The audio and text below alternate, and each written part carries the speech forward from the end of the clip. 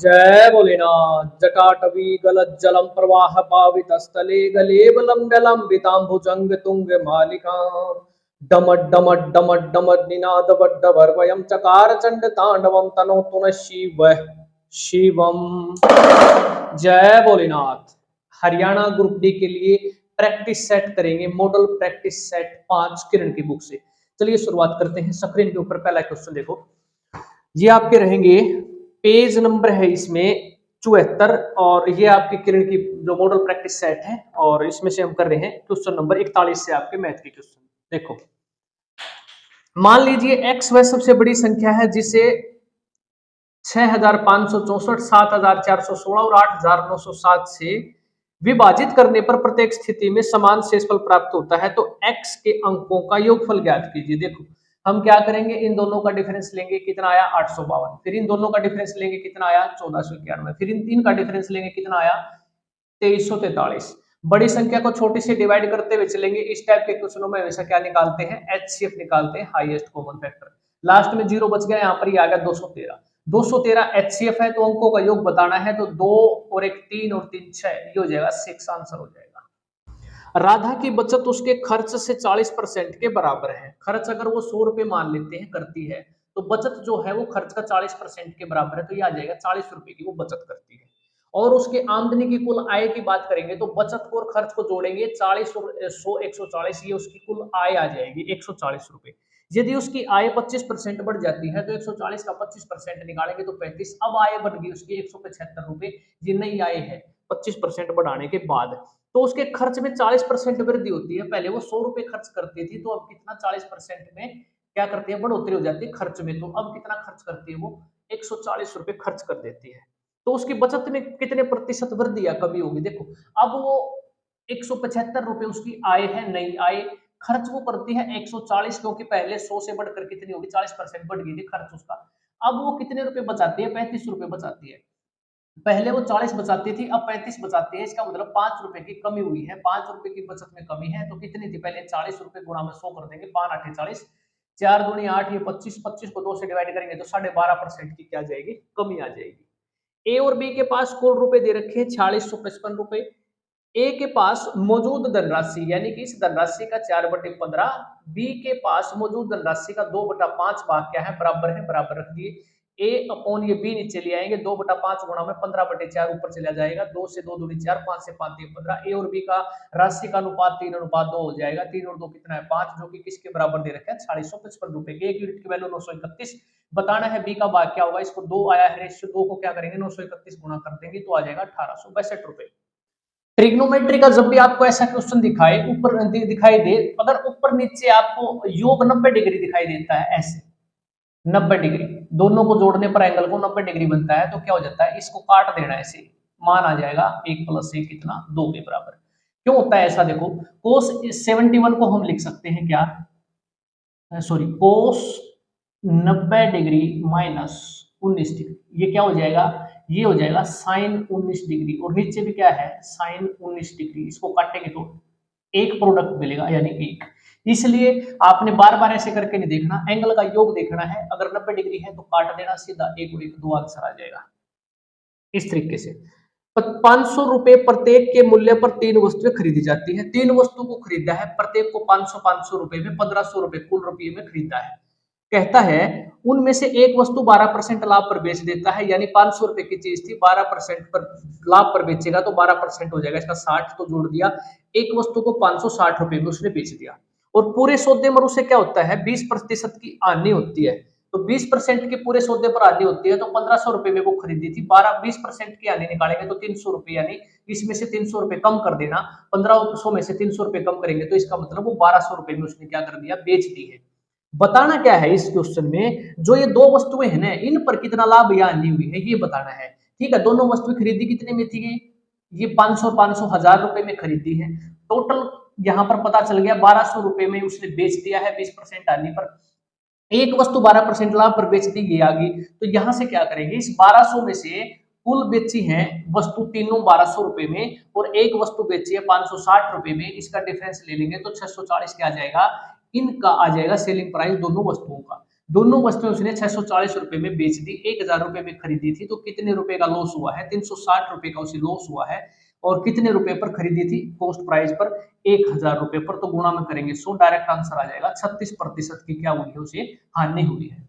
713 रुपए की धनराशि को 1/2, 2/3, 3/4 के अनुपात में डिवाइड किया जाता है, तो सी का मान बताना है। 3 और 2 और 4 का एलसीएम ले लेंगे, 12, 12 को सभी में गुणा कर देंगे, ये हो जाएगा 2 छके 12, ये हो जाएगा 3 चौके 12, 4 तिये 12, ये हो जाएगा 6 अनुपात 4 दूनी 8 और 3 तिया 9, इनको जोड़ेंगे तो 23 यूनिट के बराबर है, लेकिन यहाँ दे रखा है 713 रुपए, 1 यूनिट की वैल्यू यहाँ से 31 आ जाएगी, तो ये बात बताना है, तो 9 को क्या कर देंगे, 31 गुणा कर देंगे, 279 आ जाएगा आंसर। कोई धनराशि साधारण ब्याज पर 5 साल में हो जाती है 750, 6 साल में हो जाती है 800 रुपए, तो बताना है कि धनराशि कौन सी है। देखो होने का मतलब होता है मिश्र धन, 6 साल में 800 रुपए हो जाता है यानी कि मिश्र धन है, तो 5 साल में 750, ये भी मिश्र धन है, इसमें से डिफरेंस ले लेंगे, 6 में से 5 साल घटाएंगे तो 1 वर्ष बचेगा, इनका डिफरेंस जो आएगा वो क्या हो जाएगा, साधारण ब्याज, सिंपल इंटरेस्ट। तो यहाँ पर 800 में से 750 माइनस किया है तो 50 रुपए साधारण ब्याज 1 साल का है, तो 6 साल का कितना हो जाएगा, 6 पंजे 30, 300 रुपए। मिश्र धन है आपका 800 रुपए, मिश्र धन में ब्याज भी इंक्लूड होता है, ब्याज है यहाँ पर 6 साल का 300, तो 6 साल का ब्याज इसमें से माइनस कर देना, मूलधन आ जाएगा 500 रुपए। कुछ संख्याओं का औसत 37 है, यदि उनमें से 3/5 संख्याओं में से प्रत्येक में 7 जोड़ दिया जाता है। देखो प्रत्येक, यदि उनमें से 3/5 संख्याओं में, तो 3/5 संख्याएं हैं, तो हम क्या करेंगे, जो नीचे वाला होता है ये हर होता है, इसको संख्याएं मान लेंगे, कुल संख्याएं 5 है जिनका औसत है 37, गुणा में 5 करेंगे तो उन संख्याओं का योग आ जाएगा 185, और उन जो 5 संख्याएं हैं इसका 3/5 जो संख्याएं हैं यानी कि 3, तो इसमें प्रत्येक में अगर 7 जोड़ दिया जाता है, प्रत्येक में 7 जोड़ा जाता है तो 7 या 21 यानी कि कुल 21 जोड़ा जाएगा, और शेष संख्या में से 9 घटा दिया जाता है तो शेष संख्याएं कितनी बचेगी, 2 बचेगी, क्योंकि 5 थी 3 यहाँ पर आगे 2 बची, और इन दो संख्याओं में से प्रत्येक में से 9 माइनस करेंगे तो यानी कुल 18 माइनस किया जाएगा।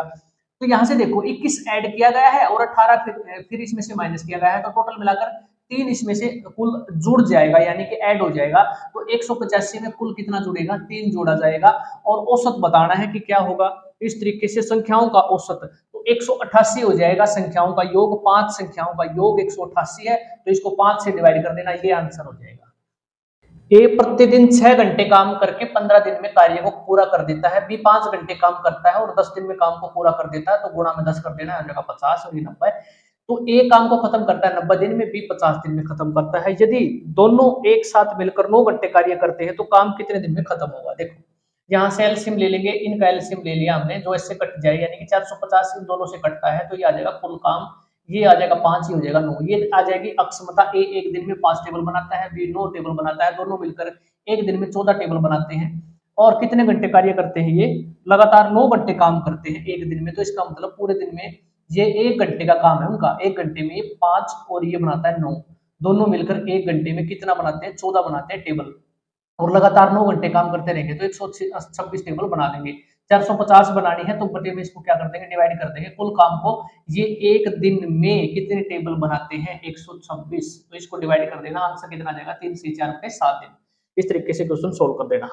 सीमा और गीता एक ही समय एक स्थान से 90 किलोमीटर दूर स्थित बी पर, यहाँ पर देखो ये दूरी है, ए और बी के बीच की दूरी है 90 किलोमीटर, जो गीता की जो चाल है ना, जो सीमा की चाल है वो गीता से 3 किलोमीटर प्रति घंटा कम है, तो अकॉर्डिंग टू क्वेश्चन क्या रखा है कि जो गीता है ना, या जो x किलोमीटर प्रति घंटा की गति से चलती है, दोनों साथ में चलती है, तो जो सीमा है, सीमा की स्पीड कितनी है, कम है, और गीता की स्पीड क्या है, ज्यादा है, तो गीता क्या करती है 90 किलोमीटर पॉइंट बी पर पहुंचकर वापस आना शुरू कर देती है, तब तक जो सीमा है यहाँ तक पहुंच पाती है, तो यानी कि ये है ना 90 किलोमीटर ज्यादा 15 वापस भी आ जाती है गीता, क्योंकि इसकी स्पीड ज्यादा है, तो हमें इसकी स्पीड बतानी है कि इसकी क्या होगी। देखो जब यहां से शुरुआत करते हैं दोनों, तो सीमा ने कितना समय लिया है, तो सीमा ने यहाँ पर 90 में से 15 गया, 75 किलोमीटर की ही दूरी तय की है, 75 किलोमीटर की दूरी तय की है, किस स्पीड से, x-3 इस स्पीड से तय की है, और इतने समय में ही गीता के द्वारा ए से बी तक गई है और वापस यहाँ तक भी आ गई है, तो इसका मतलब 90 किलोमीटर और ये 15,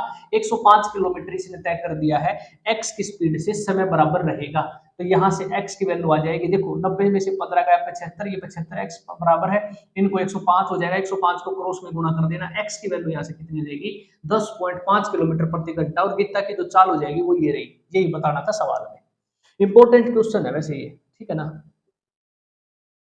उस वर्ग का क्षेत्रफल ज्ञात कीजिए जिसका विकर्ण दे रखा है 2.6। देखो ये वर्ग है, विकर्ण दे रखा है, विकर्ण का फार्मूला वर्ग का होता है √2a होता है, किसके बराबर 2.6 के बराबर। a कितने हो जाएगा 2.6 बटे में √2।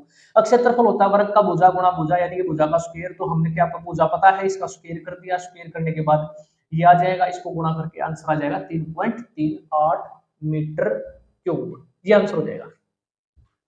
यदि पूर्णांक के संख्याओं 3, 5, 10 से विभाज्य है तो इन सभी संख्याओं का विभाज्य अगला बड़ा पूर्णांक ज्ञात करना है। 3, 5, 10 का एलसीएम ले लेना 10, तो 10 का मल्टीपल मिलेगा आपको, इससे बड़ा पूर्णांक की बात करता है। यदि पूर्णांक के, तो सबसे बड़ा पूर्णांक क्या हो जाएगा, 30 का मल्टीपल निकाल देना, 30 दूनी 60, तो इसका मतलब 2 के आंसर हो जाएगा। ठीक है, के की वैल्यू अगर 30 है, एलसीएम ले लेना 30, तो 30 दूनी 60, तो इसका मल्टीपल हो जाएगा। एक धनराशि साधारण ब्याज की निश्चित दर से 5 साल में हो जाती है इतनी, 8 साल में हो जाती है इतनी, तो बताना क्या है, 20,000 रुपए पर 3 सही 2/5 साल का साधारण ब्याज क्या होगा। यहाँ से हम दर निकाल लेंगे, देखो 3 का डिफरेंस ले लेंगे, 3 साल का साधारण ब्याज आ जाएगा, इसका माइनस करेंगे तो 2916। 1 साल का कितना हो जाएगा, भाग में करेंगे इसको 3 से डिवाइड कर देना 972, और 5 साल का कितना हो जाएगा, गुणा में 5 कर देना, ये 5 साल का साधारण ब्याज आ जाएगा। 5 साल का साधारण ब्याज इस मिश्र धन में से घटा देना, 9,000 रुपए मूलधन आ जाएगा। 1 साल का कितना ब्याज आया है, 972 रुपए, 972 ब्याज गुणा में 100 बटे में मूलधन आपको पता है 9,000 1 साल का है, तो यहाँ से रेट ऑफ इंटरेस्ट आ जाएगी 20,000 रुपए पर 10.8% बटे 100 करेंगे, पॉइंट हटाने के लिए 10 कर दिया, गुणा में समय था 3 सही 2/5, तो 5 से 15 और 2 17/5, तो साधारण ब्याज निकालेंगे 3 0 से 3 0, 5 से 5 का 20, 10 और 108 और 17 को गुणा कर देना, ये आ जाएगा साधारण ब्याज। एक दुकानदार ने 15,000 रुपए में एक ओवन खरीदा है और इसे 19,200 रुपए में बेच दिया। यदि उसने 350 रुपए चुंगी कर दिया है, 650 रुपए परिवहन पर खर्च किए हैं, तो इसका मतलब ओवन की कीमत अब टोटल कितने रुपए में उसे पड़ा है, वो 16,000 रुपए में पड़ा है, क्योंकि ओवन की कीमत ही 15,000 रुपए है, चुंगी कर भी उसमें लगेगा, परिवहन भी लगेगा, सभी को जोड़ेंगे तो 16,000 रुपए टोटल उसको खर्चा हुआ है। तो उसने बेचा है 19,200 रुपए में, इसका मतलब 3200 रुपए का लाभ ले लिया। 3200 रुपए का लाभ किस पर लिया जाता है, कॉस्ट प्राइस पर, 16,000 पर।